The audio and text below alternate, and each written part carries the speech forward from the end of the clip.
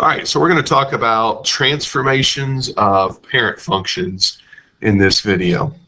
So we're going to start by graphing a familiar function, the absolute value function. Of course, remember that means distance from 0.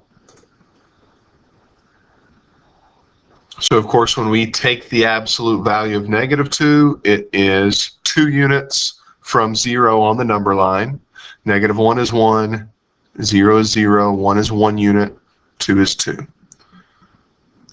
And then we're going to go ahead and graph those points. And remember, be as accurate as possible. If you're doing this on a touch screen, that's what I'm doing it on right now. And sometimes it can be a little tricky. But if this was a homework assignment or a quiz, you would get points taken off if it's not in the exact right spot. So take a little bit of time to get those points right. All right, so that's the familiar absolute value parent function. So now we're going to graph our first transformation.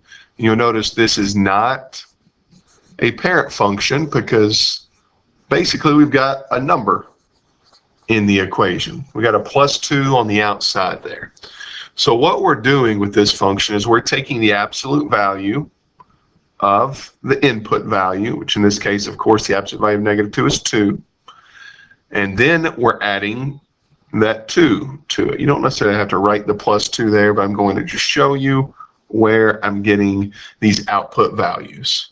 So we're taking the absolute value of the input, just like we just did, but in this case, then we are adding 2. And make sure you do it in that order. We're not adding 2 and then doing absolute value.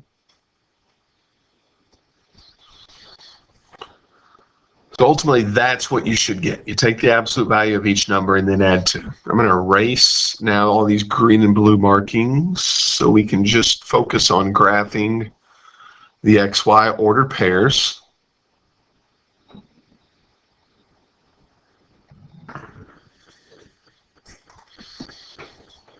All right, so that's our new function.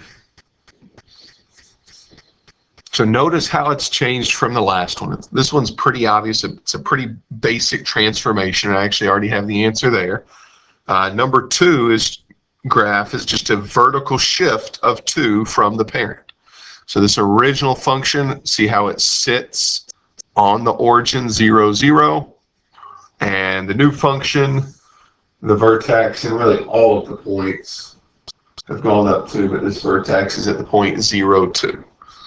So this is what we're focused on. You want to make sure in this description you have the word vertical shift, you have the number of the vertical shift, in this case it's 2, and then also you have that it is a vertical shift of the parent.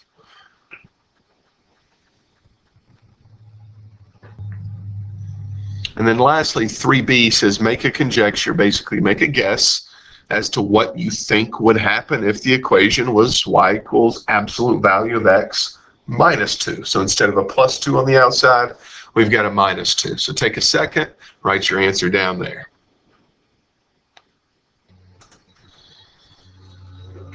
So if you put it would shift the parent down 2, you are correct. And I don't think originally we had the word up over here, but that's probably something you would include too. Vertical shift obviously could mean up or down, but since it was a +2, it shifted it up, and in this case, it was a -2 on the outside, so it shifted us down 2. I would encourage you to pause the video and go ahead and fill in these T-charts right here for both the parent and the transformation, graph the 2, and then see if you can identify the transformation that's occurred. So pause the video, try it on your own. Of course, that's what your parent should look like. And I'm just going to go ahead and graph the transformation on the same grid here. So here are the values that we get. Notice really all we're doing to get these green values right here is we're subtracting 6 from the y coordinate from the output from the parent function.